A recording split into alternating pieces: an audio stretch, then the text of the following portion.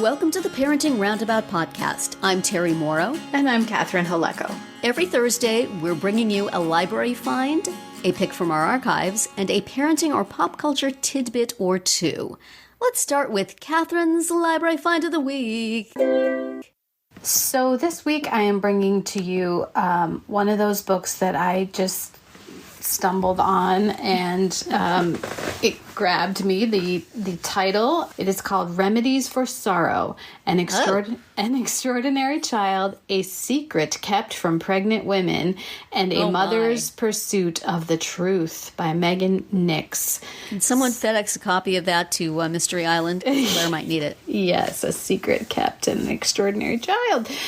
So this... the subtitle, I will say, is dramatic. Yeah. The secret kept from pregnant women in this case is a virus called cytomegalovirus, or CMV, which is, very common. It presents, just like a cold or the flu. And if you're not pregnant, it's not going to really hurt you, and it's very contagious, and little children have it. So people who are pregnant are often around little small children, and so they can contract this virus, and it can cause various developmental delays and disabilities. In the case of the author's daughter, she was born very small, and she was deaf. But other kids who have been exposed to this virus in utero will have very different kinds of effects from it. Blindness, deafness, cerebral palsy, other things. So anyway, this was a memoir, obviously, about this. It mostly concentrated on this little girl's, first few years, and the way that her mother, tried to find out what was going on. So I think you would relate to the advocacy, because, sort of once she figured out that, this is a virus, and this is something that's very preventable, basically, don't, drink out of your toddler's cups, or, finish their food, which every parent does, right? Yes. So she does a lot of advocacy work around this. And she, the daughter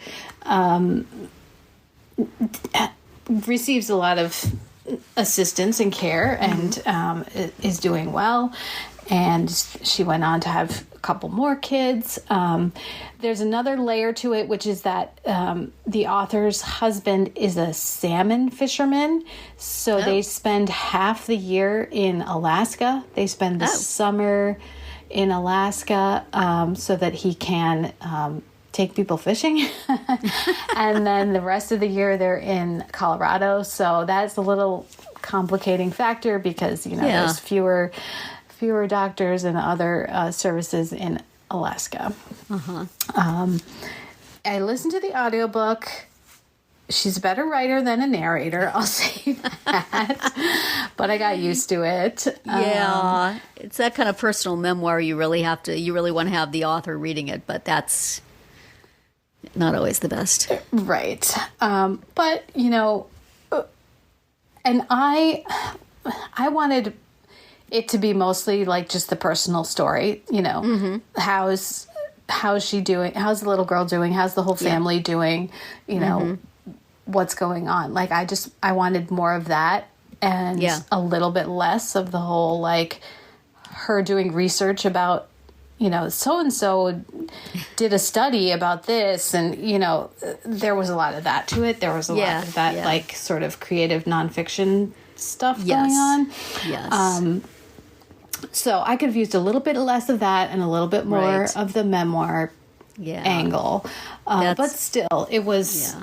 It was... She's on a mission, so she's got to put that stuff in. I exactly. Get that. So, but yeah, I still enjoyed it, and it was a fascinating story. I could write a memoir about that, about fetal alcohol, but nobody wants to hear that. Well, yeah. Don't drink out of your children's sippy cup or Right. out of a can of beer. Right. None of these things. Yeah. Have your own non-alcoholic beverages throughout pregnancy. Right. It's not that hard. Yeah. So, Don't at me. So that's the story. It's called Remedies for Sorrow. So That's the kind of peppy title that just jumps at you from the shelf. I want to read that. Yes, I think it was the extraordinary child's part that probably got to me. Yeah, definitely that would get to me. But anyway, so that's my find. This book came out. That I think sounds like a useful and interesting offering. Yeah, I mean, Not quite as much fun as animal butts, but still important. Exactly. I try to mix it up. This was our issue of the week episode. Next week, we will be back to farts. We will be back to farts and butts and other things that encourage kids to read. Well, on that note, let's move on to Dancing with the Stars. You know, the first episode of a season is always... There's so many people. Yes. And the dances are super short. Yes. And it's sort of about getting to know them, but you don't even really have much time to do that because there's just so many people that they have to go through in 2 hours. I feel like it's maybe been longer for the first one in the past, but... Well, at the very end, Alfonso said that last year's was a half an hour longer. So right. There you go. Yeah, I think that they are getting very limited real estate from ABC at this point, or Disney or wherever. Right. But it was enough. Yeah. Oh, yeah. It was some plenty. of these people were not good. And some of them were not interesting. And really the less said, the better. Yeah. And the less seen, the better. Just a tiny amount of chit-chat with the pro, little bit of dancing, ridiculous judges, move on to the next one. Yeah. And so that kept it fairly painless, though every now and then my husband would wander through and make negative comments nonetheless. And we had some excellent work in the field of Standing Still and Twirling a Girl by Reginald Val Johnson. Oh my gosh. To quote Derek, there was not a lot of footwork, but you made it work. I don't know if he made it work. He seems like a very sweet man, but wow. Yes. And on the other hand, the other end of the spectrum, holy cow, Steven, that was amazing. Yeah. I loved that so much. I loved it so much. And why on earth would they give him 3 sevens? What the heck? Yes. No, I mean, that puts him 3 points above, Anna. Yeah. And it was like head and shoulders above anything anybody else did. And it was exciting. And it was a jive, fun. And it was silly. And I mean, I knew he would be able to move. I just wasn't sure he would be able to get into the spangly ridiculousness of it. And wow, did he ever. They gave him a bedazzled Rubik's Cube. I mean, yes. It was so cute. Oh my gosh. It really so cute. Was right off the bat. So the only thing I can think of is they want to make sure people vote for him so he stays in a long time by underscoring him. But that was such a disappointment. You saved this kid till the end. He dazzles and you're like, oh, you need to point your toes. As most of the other people. Come on. I see his girlfriend. It appears that his girlfriend is in the audience as requested by me. So yes, I'm happy to see it. She's adorable. I think they're going to be a whole lot of fun. Yes. People who are not going to be fun, Anna. Can she be dispatched as soon as possible? Is it possible that the police can just come and take her away? I mean, Ed, you talk about this all the time. It's not just about the dancing, which wasn't good anyway, but you can't get up there and say and have Julianne say, what was the best part? Well, I never have to do that again. No, that is not how this works. Yes. You are required to look like you're having fun. Yeah. And that is, for some people, the hardest part. Yeah. And it doesn't matter how good you are. And in this case, you're really not. Yeah. But you can go far if you look like you're having fun. Mm-hmm. Some people looked like they were having fun. Some people looked like they were not. Yeah. I don't know if I buy that 20 years ago Eric Roberts was excited about being on Dancing with the Stars. Yeah, and I don't buy the, like, this is the biggest star we've ever had. Like, what? I'm pretty sure they've had bigger stars. Yeah. And, he made a game of it. He was okay. But I have a certain class of Dancing with the Stars contestant that I describe as they woke up in an alley behind a bar and found a contract for Dancing with the Stars in their pocket. Mm-hmm. And they're like, why am I here? Right. What happened? He is a little bit that way. Mm-hmm. I mean, he had a story about, I was going to do it. Sure you were. Mm-hmm. Sure. Yeah. I think somebody carjacked you, and when you got to your destination, you were at Dancing with the Stars. Yeah. Yeah. It's going to be delightful to see how many ways Danny finds to dance with the person who's roughly twice her. Yes. Right? Yeah. I mean, and that was fun to watch. Like, you know, It was. You didn't watch the season where she won with Iman Shumpert, who I didn't, but I watched some of their dances. Yeah. And she did a great job. This guy's taller, right? This guy is 6 inches taller. He's just like a different dimension. Yeah. You know? I was trying to remember what Lindsay did when she danced with, I think it was Kareem. Yeah. I think she sat on somebody's shoulders so that they could dance and hold. At one point, yeah, she did. You're right. Mm-hmm. So which short female pro is going to get eliminated early and be able to be Danny's legs, you know? Yeah. Yes. He seems to have a good attitude. Yes, he seems fun. And I was surprised. I never heard of Chandler before, but she was very cute. She's got the Disney kid energy. Yeah, yeah. They gotta, they always do well. She was more fun than and she seems to be one of the ringer types, Right. Yes, indeed. Possibly Steven also, given that he's a gymnast. Yeah. And he's got the nerd thing going for him. Yes. For sure. Very cute. Oh my gosh. What a burst of energy that was late in the episode. Mm-hmm. Though I'm annoyed that they gave Anna the final spot. If she had some personality, she could make it work. Right. But she's like, ugh. Well, and you know that she at one time had to have some kind of personality in order to scam people. You know what I mean? Like you can't. That's true. You can't be like just a dud and get people to buy what you're selling. Apparently. She is not interested in scamming Dancing with the Stars audiences at this time, clearly. Yeah. Yeah, she's obviously getting a paycheck either way, so. We have to do one of those things like every time they mention her ankle monitor, take a drink. Yep. Mm-hmm. Or show it, or in some other way. Right. Go, look! Draw attention to it by bedazzling it. Poor Ezra. I am so excited for Ezra to be a pro, and what a dud they gave him his first time out. Yeah, it's a big bummer. And his sister, who we saw them together on So You Think You Can Dance years ago, not that many years ago, they're young, but a while back, she is now in the troupe. That's right. And kudos to the troupe guy with the long hair. Yeah. Because you can pick him out of any group of dancers because all the other guys are super short hair. And then so you see somebody flopping around that's clearly not a girl.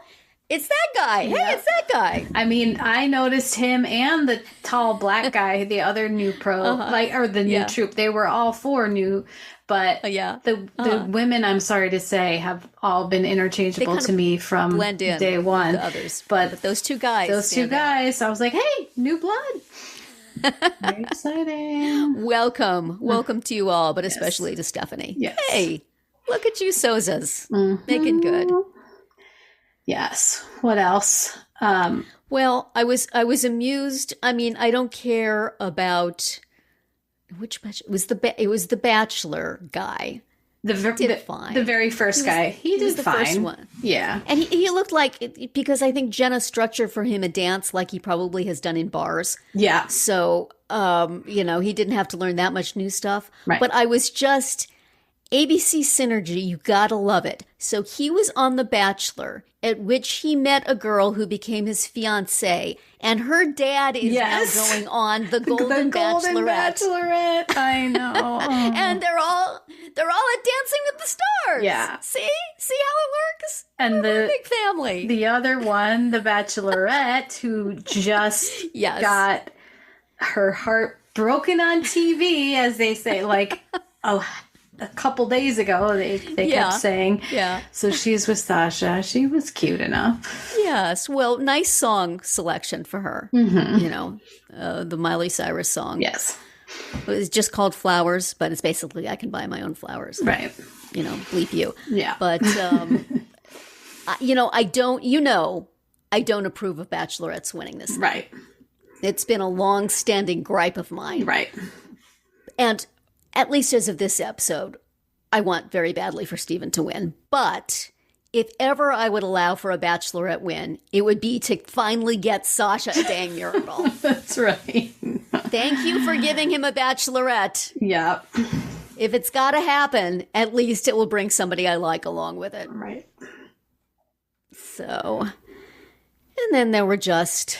Well, Ilona, the rugby player, she was so charismatic during the Olympics. Like, she has so much personality. So it wasn't the best. I don't think it was showcased particularly well tonight. No.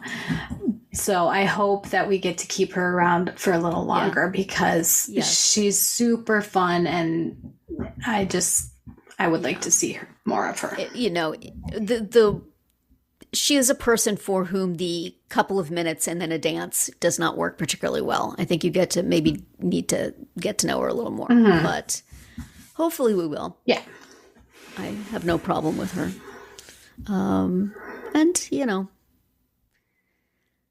The scores they obviously had people they wanted to give high scores to and people it's never bodes well to try to figure out their scoring. No. Even later on in the season where it actually means something. Right. But I do feel that WTF about Steven's score. Yeah, no way. That's what I wrote down. WTF. He won the night. Yes. Anyway. Yeah. So he was by far the most fun and charismatic and interesting. Right. Dance there, and good on Riley or Lindsay or whoever choreographed that for them. That was a good showcase. Yeah, absolutely. I don't know that I can necessarily see him doing a waltz, but that he could do. What he did tonight, he did that very well. Yeah, he did great. Yes. So there you have it. One down. Dancing with the Stars. It's back, whether you like it or not. Here it is. And for the time being, we like it. Just don't cross us, That's right. We're watching you. We have our eye on you. So what do we have for our archive this week? We are going to hit another one of those perennial topics that we enjoy revisiting. And this is a happy, fun episode. It is. Managing stress and worry. You've got to balance the Dancing with the Stars part, Yes. It's like... birth defects and spangles and stress and worry. Stress and worry. This is from 2019. We were talking about the ways that we manage stress, eating, napping. Yeah. Writing Napping's things down. Napping's getting stronger and stronger for me. Is it? I will deal with that thing after I just close my eyes for a minute on the couch. For a minute, yes. Yes, it'll just be a minute. Yeah, at this time, the problems do not go away, though. It's very annoying. They're supposed to go away in the amount of time I was sleeping. During but the no, nap. They're still there. No, I know. But I am somewhat refreshed. Yes. You have the strength to tackle it. I have the strength to get up and go in the kitchen and eat some cookies. Now, back in 2019, you were using Trello as a Yes. productivity system. I use it a little bit, but not as much as I used to. This is my way, is to go through productivity systems. And Well, that's why I'm surprised that you're still using it at all. I use it for some work things just because there's a timer on it. I paid extra for there to be a timer. Okay. So I use the timer for some freelance work, and that's it. Probably not necessary. And to take notes for something. So I have like these shards of various systems that I use one thing on. Mm-hmm. I'm still using Artful Agenda, but other than to like keep track of appointments and stuff. I keep making checklists on the daily thing so I can check off all the things I want to do. Right. And then don't do them. I either don't do them or forget to go check them. Either way, it's useless. But, yeah, I used to use the checklists more too, the to-dos. And I want to be the person who uses them. I know. I don't know why. I just would forget that they were there or something. Yeah. So I still use it for scheduling, for sure. It is very good for putting everybody's appointments on and then looking at it and seeing. Right. So I do it like I put the time, each person is working as an all-day thing, so it comes with a little colored stripe behind it, and then everybody has their own color, so at a glance I can see who's working when. Yeah. But I haven't updated it in a while, so it's really just my husband's hours on there now. So I used to be able to go on to the website of my son's employer and find his schedule, and they have changed it now, possibly because too many moms were doing that. I don't know. It was so nice. I didn't have to depend on him to come tell me his hours, which is like, like I'm asking him to come climb the Empire State Building for me. Just tell me. He'll tell me like when I'm not around someplace to write it down. I'll say, oh, by the way, I'm working these days, blah, blah, blah, blah. I say, stop! Let me get my calendar. Yes, my husband, works multiple part-time jobs, and I diligently put all my hours on the family, the paper calendar. Yeah. And I am still the only person who references that calendar. To the point where, like almost every day, what time are you working tomorrow? I'm like, it's on the calendar. Yes. And yet he will never put his down, and it's always a mystery to me every day. Like, oh, I'm going to work. Oh, okay, well, good. See you later. Never know. Never know. And you ask about it, and they say, well, I told you. Yeah. So, well, when and how long ago, and is it in writing? Yeah, it's not. So it's not. I have my son, he did write down all his hours on the kitchen calendar just because I said, and he's like complains about it every time, and it's like, you do not drive. Somebody has to drive you. Right. It will be useful for us to know when we need to be available for such tasks. Right. To make sure there is somebody both available and knowing that they are doing this thing. Yeah. It's rather than just that morning going, oh, I have to be at work in half an hour. Who's going to take me? That does not work. Right. It's not helpful. So far he's at least, I'm forcing him to at least do that. But right. Putting it on my calendar is a whole nother level of, here, let me get it to that website and open this and, hit this thing and that thing. And it takes more time. So yeah. If I can just get it on the kitchen calendar at least. Yes. Because it's stressful, so not knowing. Catherine. It is. Especially when you have a household of people who are going places at different times. Yes. And different days. Right. At least my husband's, see, I can put his in once, and it's that way for the entire school year. Oh, yeah, that's nice. It doesn't change. Right. But my kids change every bleeping week. Yeah. Especially my son. My daughter, not so much, but still, there's like a day. When is the day off this week? Right. Which day are you working this time? His are just completely different every week. Yeah. So, except for one day. Anyway, so yes, stress. I know. Stress of juggling 4 people's calendars that are very, very different. Yeah. And changing all the time. I mean, I don't manage. It's just the 2 of us, basically, that, I mean, with my kids, I have a general sense of where they are, and I can look them up and see where they are. But I think I mentioned a week or two ago that, my son's calendar items on his phone used to show up on my phone too because of the cloud, or I don't even know. So that was great because then I knew like when he had class. The only thing he would put on there was when he had class. Yeah.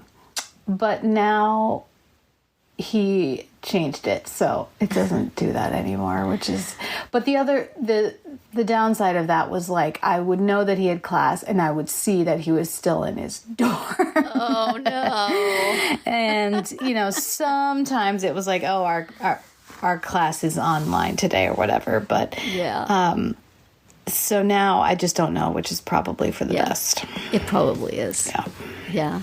That's actually the reason my son got a cell phone in the first place is because when he started at the community college, I was going to be sitting in the lunchroom, but I wanted him to be aware of when his classes were and just go on his own once he knew where the things were. Right. So he got a flip phone and I had it all set up in there and it would ding when it was time to start walking to class so he could have some agency in it. But it's such a pain in the butt to program stuff into there. Yeah. That we then got him a iPhone, and I don't know how long I kept putting stuff in there, but I think we just went back to the more popular method of, it's time to go to your class now. Go to your class. Go. Yes. The mom system is always the backup. Yep. Never fails. Yeah. I don't know what else I'm doing, I do still find that walking helps. Mm-hmm. But I have less time to walk because I have more work to do. Yeah. So that's kind of a catch-22. Yeah. And I can't walk by myself anymore. Mm-hmm. I can on the treadmill. I have no problems on the treadmill, but it's down in my daughter's apartment now, which is kind of weird. And it's just boring. I don't know. I can do it some, but it's not the same as taking a walk through the neighborhood. Yeah. There's just something more soul refreshing about that than about the treadmill. But I can't, my husband doesn't want me to walk by myself, and I am nervous to walk by myself because there's a decent to great chance that I will fall. Uh-huh. So now if the weather's nice, he and I will take a walk with me holding his arm. Uh-huh. And I really like that. And that is really relaxing and relatively worry-free, although sometimes we do talk about things on these walks. Right. But just being able to say, this is making me crazy. I'm just going to go for a walk. And walking it off, I can't do that anymore. Right. And it makes me really sad. Yeah. Because that is very useful. But then I would have to worry. If I did it now, I would have to worry about gravity being my enemy. Right. Pets are good for stress relief. Pets are good for stress relief, yes. I have recently been going to a dog park with our dog. Mm-hmm. There's one about, 10 or 15 minutes away from us. And it's really fun. Yeah. Not only, it's fun watching her run around and just have the best time smelling butts and zooming. Yes. But also the people are real nice. Mm-hmm. So you can sit down on a bench by a stranger and have a really nice conversation. Their dog will come and jump up on you and you will pet it and nobody cares. Right. I see my dog running around. People keep reaching out to pat her on the head. And it's just the friendliest sort of spot. Yeah. I suppose if you had a dog that didn't play well with others, people wouldn't be quite so friendly. But the dogs, 3 or 4 times we've been there, the dogs have all been super friendly with each other. Mm-hmm. Occasionally there's a barker. There's this one dog the last time I was there kept barking, and its mom kept giving it like talking tos. Right. And then it would run off and bark some more, and I'm like, lady, it's the dog park. It's a dog park. Exactly. This is a place where your dog can bark. And also what your dog is saying is, Mom, you're embarrassing me in front of my friends. Stop. Yes, you're giving the dog stress and worry. That's right. Yeah. So that's something maybe that will be a stress reliever. Just going and watching dogs for like half an hour, 45 minutes. Just watching the dogs running around, big grins on their faces. occasionally coming over and jumping up one where you're sitting. So Right. I love this dog. The lady said it was a golden doodle, but it was black, so I don't get that. But the golden was recessive, apparently. Just this like stoic, calm animal, and it came up to me with its little head, well, big head actually. Yeah. Just kind of looking deep into my eyes. And it was like a Zen experience, Yeah. looking in this dog's eyes, stroking its very, very soft fur, and it just had a look on its face like, everything will be all right. Oh. Just the chillest dog. And it had like a little sibling dog that was running around over the bench, over the people on the bench, and just, going crazy. But this dog was like, Chill. the chillest of chills. Yeah. Yes. So nice. So that was very calming. So dogs, I recommend dogs. Yeah, me too. As long as they don't throw up and you have to clean them up, because that is a source of stress Yes. that we That is often the worst. encounter here. Yes, She I has do her not spots, care for that. and you got to check them. Well, She'll throw up anywhere, but if she's going to poop in the house, she's got a spot. that's, kind of her to give you a little, Yes. It's like, I smell something. Oh, no, let me go check the spot. Oh, yeah. there it is. But it's on the floor instead of the carpet, so she's given us that. Yes. Thank you, puppy. Yeah, dog stress. But anyway, I wish that there was a way to just not stress and worry about things, but that I have also not found.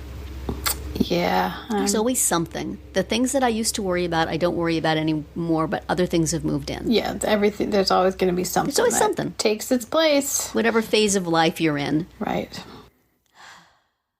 Like I Rude. really got to update my will. I really got to worry about the will. We got to worry about that stuff now. Every day it gets more worrisome. I didn't used to worry about that so much. Right. But now it's like tick, tick, tick, tick, tick, tick, tick. And, every 5 days I get something from some financial planner somewhere saying, have you thought about your death? Come to our seminar. Right. Have you thought about Medicare? Oh, the Medicare, man. You get close to 65, the mail comes in like you would not believe. If you had any doubts about which birthday this is, they will let you know. Right. Dinner invitations, seminars, phone numbers, websites. Right. They all want a piece of you. It's A piece all of your there. sweet, sweet Medicare money. This is the stress I have to look forward to. You do, but not yet. Right. Don't worry about it yet. It will come. Yeah. You will know when it's time to worry about it, because you will open your mailbox and there will be 50 things that say, turning 65? We heard. A little birdie told us. Don't get that other Medicare insurance. Get ours. And also, whatever TV channel my husband watches is like, that's all the commercials are. Yeah. Do you have the right Medicare insurance? Right. Oh, yes. This is how you know that your taste in television is appropriate for your age, because it's, walkers and insurance and, estate planning. Good times. I've fallen and I can't get up. All these sorts of things. Oh, well. Every age has its thing. That's right. No longer worrying about getting my kid to his college classes on time. Now it's his work. Yes. Always something. At least we're not in a jungle with whispery people all around. Right. That would be very stressful. It would. We would have to play backgammon. And golf. Thank you for listening. You can find all our episodes on Spreaker, Apple Podcasts, Amazon Music, or wherever you get your podcasts. You can find recaps, links, and an opportunity to comment on our website at parentingroundabout.com. You can also talk to us on our Facebook page, on Instagram, or on Twitter, where you'll find us at Roundabout Chat. And please visit our Amazon shop at amazon.com/shop/mamatude, where you can find links to a lot of the things we've talked about over the years.